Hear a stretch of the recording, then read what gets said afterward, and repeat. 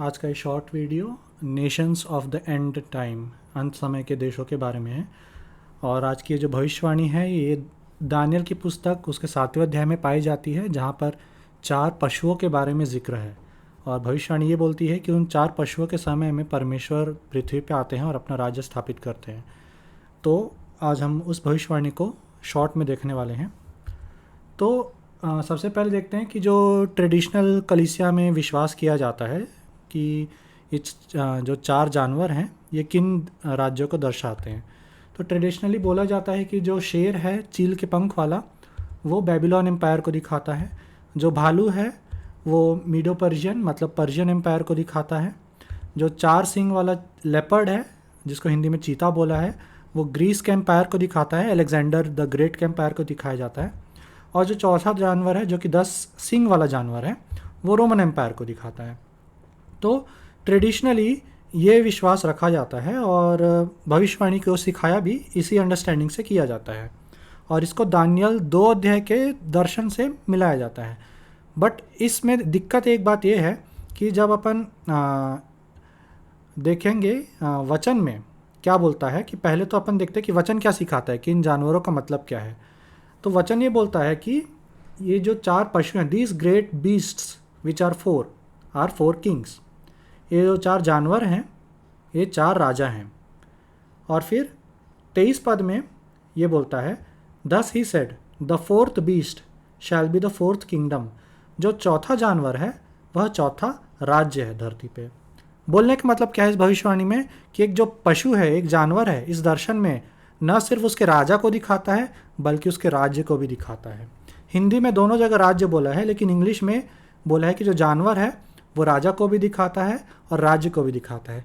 ये अंडरस्टैंडिंग बहुत ज़रूरी है क्योंकि जब अपन प्रकाशित वाक्य की पुस्तक में इन देशों को दोबारा देखेंगे तो वहाँ हम जानेंगे कि जो पहला जानवर है वो न सिर्फ राज्य है बल्कि उसका जो राजा एंटी क्राइस्ट है उसको भी दिखाता है। तो पहला चीज़ अपन भविष्यवाणी में से ये समझते हैं कि ये जो 4 जानवर हैं 4 राज्य को दिखाते हैं। उसके बाद जो एक चीज़ बोला गया था इस भविष्यवाणी में वो बोला गया था कि आई beheld then because of the voice of the great words which the horn spake, I beheld even till the beast was slain and his body destroyed and given to the burning flame। Daniel देख ही रहा था कि जो चौथा जानवर के अंदर में से एक सींग निकला था वो बड़ी बड़ी बातें बोल रहा था और वो देख ही रहा था कि वह चौथा जानवर मार दिया गया और उसके शरीर को तबाह कर दिया गया और आग में छोंक दिया गया। आप पूरा दर्शन पढ़ेंगे, घर जाके इसको आप लोग पढ़ सकते हैं, अपने बाइबल में पढ़ सकते हैं कि चौथे जानवर के 10 सींग थे, 10 सींग में से एक सींग निकल के आता है, फिर वह एक सींग परमेश्वर के विरुद्ध में बड़ी बड़ी बातें बोलता रहता है और जब वह बकबक करता रहता है तब उस चौथे जानवर को मार दिया जाता है और उसके शरीर को आग में फेंक दिया जाता है। सेकेंड पार्ट है जो इस पद का 12वां पद में ये बोलता है as concerning the rest of the beasts, जो बाकी जानवर बचे थे मतलब बाकी के जो 3 जानवर बचे थे, they had their dominion taken away yet their lives were prolonged for a season and time. जो बाकी के 3 जानवर बचे थे उनका अधिकार उनसे ले लिया गया पर उनके जान को, प्राण को बख्श दिया गया। इससे क्या समझ में आता है? इससे ये समझ में आता है कि जब परमेश्वर अपना राज्य स्थापित करते रहेंगे ये चारों राज्य या चारों, अभी की भाषा में बोलूँ तो चारों देश धरती पे मौजूद रहेंगे, तभी तो चौथे को मारा जाएगा और बाकी के 3 अधिकार छीन लिए जाएंगे और सारा अधिकार परमेश्वर प्रभु यीशु मसीह को मिलेगा। लेकिन यदि यह 4 जानवर वह 4 प्राचीन के राज्य होते, पुराने राज्य होते, Babylon, Medo Persia, Greece empire, Roman empire, तो ये कभी भी एक साथ अस्तित्व में नहीं रहे हैं। बेबीलोन को हरा के पर्शियन एम्पायर आया था, पर्शियन एम्पायर को हराने के बाद ग्रीस एम्पायर आया था, ग्रीस एम्पायर को हराने के बाद रोमन एम्पायर आया था।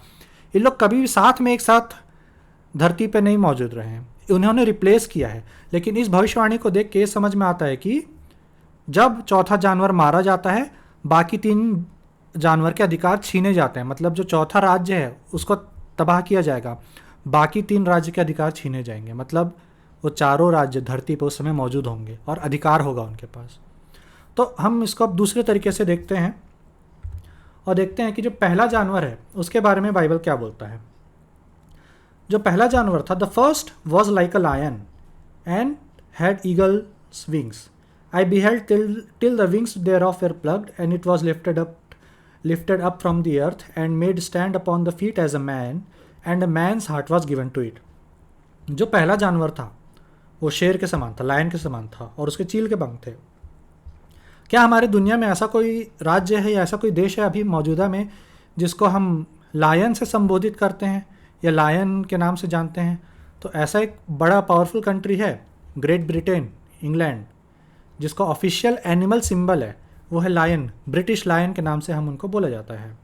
और मज़ेदार बात यह भी है कि इस भविष्यवाणी में पहले जानवर के विषय में ये बोला था कि उसके चील के पंख थे, ईगल विंग्स थे, और फिर वो देखता है कि वो चील के पंख उखाड़ दिए जाते हैं।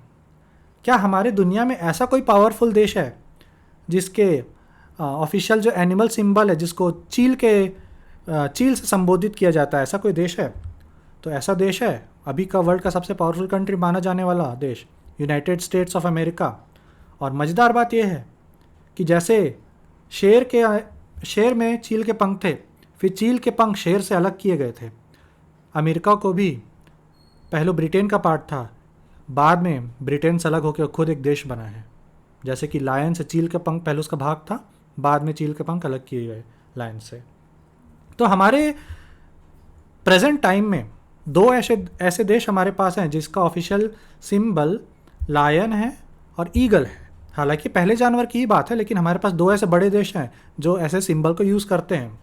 तो हम अब अगले बीस्ट की ओर जाते हैं और देखते हैं दूसरा बीस्ट क्या था। And behold another beast, a second like to a bear, and it raised itself on one side, and it had 3 ribs in the mouth of it, between the teeth of it, and they said thus unto it, arise, devour much flesh. दूसरा जो जानवर था वो भालू के समान था। 2009 का ये जो आर्टिकल आप लोग देख सकते हैं, इसमें प्रेसिडेंट ओबामा, यूएस का प्रेसिडेंट ओबामा मॉस्को जा रहा था, जो कि रशिया का कैपिटल है। और जब मॉस्को जा रहा था तो उस समय इकोनॉमिस्ट मैगजीन में ये फ़ोटो छपा था कि ओबामा एरोप्लेन का सीढ़ी चढ़ के भालू के मुंह में जा रहा है, और हेडलाइन था वेलकम टू मॉस्को। कारण क्या है? रशिया का ऑफिशियल एनिमल सिंबल जो है वो भालू है, रशियन बेयर। तो हमारे पास एक और पावरफुल कंट्री है जो उन्हीं चिन्हों को इस्तेमाल करता है जो कि दानियल की भविष्यवाणी में लिखा गया हुआ है। तो क्या ये कोइंसिडेंस हो सकता है? मे भी हो सकता है। अब अपन आगे बढ़ते हैं। ये जो थर्ड बीस्ट है ना, ये कैसा था?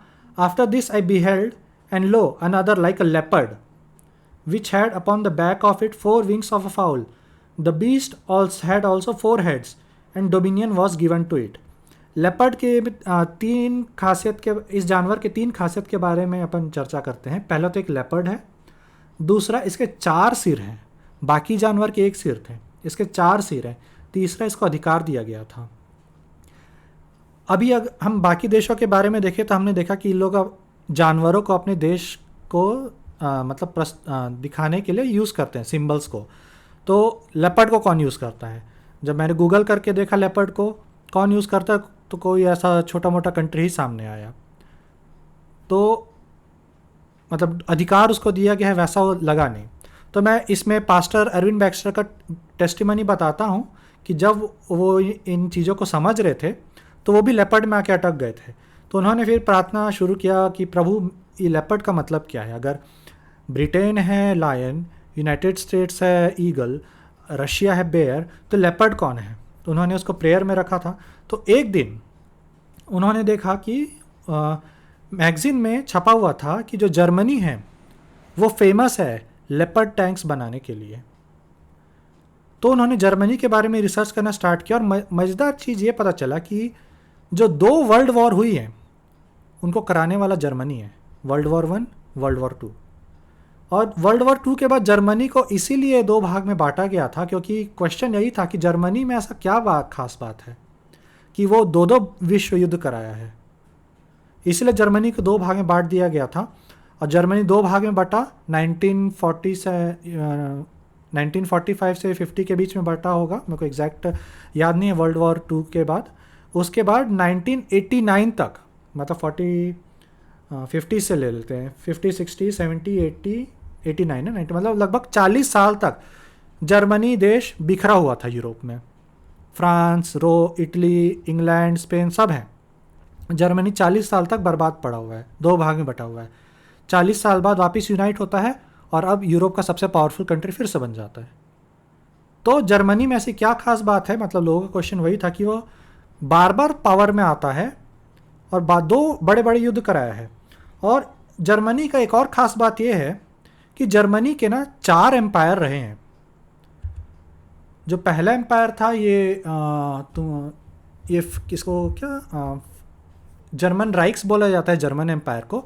ये फर्स्ट एम्पायर था, या आई थिंक 19th सेंचुरी, नहीं 20th सेंचुरी में था, एंड में towards the end of 20th century, 20वीं शताब्दी के अंत में था। फिर जो सेकेंड राइक था वो वर्ल्ड वॉर 1 में ख़त्म हुआ। फिर जो थर्ड राइक था वो हिटलर का famous Reich Nazi Germany world war 2 में ख़त्म हुआ। तो जर्मनी के 3 एम्पायर्स रहे हैं। और अभी का जो जर्मनी है उसको बोला जाता है, जो पोस्ट वर्ल्ड वॉर और जो ग्लोबलाइजेशन के बाद का जो प्रेजेंट जर्मनी है उसको बोला जाता है जर्मनी का 4th एम्पायर है। तो क्या जर्मनी लेपर्ड हो सकता है, इसके बारे में हम और डिटेल में जब अपन प्रकाशित वाक्य के जानवर को डिस्कस करेंगे उस समय देखेंगे कि जर्मनी लेपर्ड क्यों हो सकता है। अब एक क्वेश्चन ये आएगा कि भाई भारत का भी तो अशोक चक्र में 4 ठो शेर हैं, तो भारत क्यों नहीं है? श्रीलंका के झंडे में भी हम लोग एक शेर को तलवार पकड़ा हुआ देखते हैं, तो ये देश भी तो हो सकते हैं। तो मैं ब्रिटेन को ही क्यों बोल रहा हूँ, ईगल कोई और भी हो सकता है। तो इसका एक कारण, बहुत बड़ा कारण जो देखने को मिलता है कि ये जो देश हैं ये छोटे मोटे देश नहीं हैं। इन लोग एक समय में पूरी दुनिया पे अपना दबदबा रखे हैं। जैसे देख सकते हो कि ब्रिटिश कॉलोनीज़ का जब टाइम था तो ये ब्रिटिश एम्पायर वर्ल्ड में कितना फैला हुआ था। जब अपन इंडिया ब्रिटिश राज के अंडर में था तो देख सकते हो कि all over world British colonies कितनी फैली हुई थी रेड कलर में। उसके बाद जब अपन कोल्ड वॉर की बात करें, कोल्ड वॉर जब चल रहा था वर्ल्ड वॉर 2 के ख़त्म होने के बाद, तो ईस्ट की पावर रशिया थी, वेस्ट की पावर अमेरिका था, और दुनिया 2 देशों के कारण 2 भाग में बटा हुआ था, ईस्ट और वेस्ट। तो यहाँ पे अपन छोटे मोटे देशों की बात नहीं कर रहे हैं।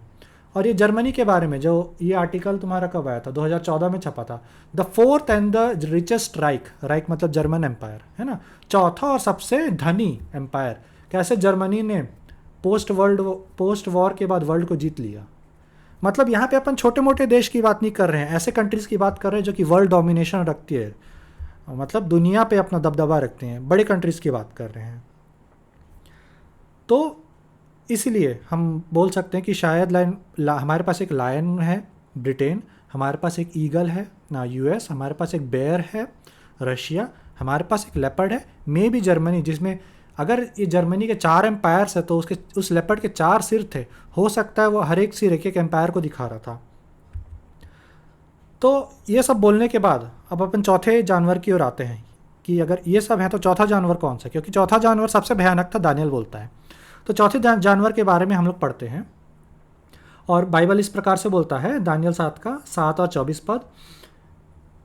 After this I saw in the night visions and behold a 4th beast, dreadful and terrible, भयानक, दर्दनाक, एंड स्ट्रॉन्ग एक्सीडिंगली, और बहुत ताकतवर, and it had great iron teeth, it devoured and break in pieces and stamped the residue with the feet of it, चबा के सबको टुकड़े कर दे रहा था, जो बच रहा था उसको पैरों तले रौंद दे रहा था।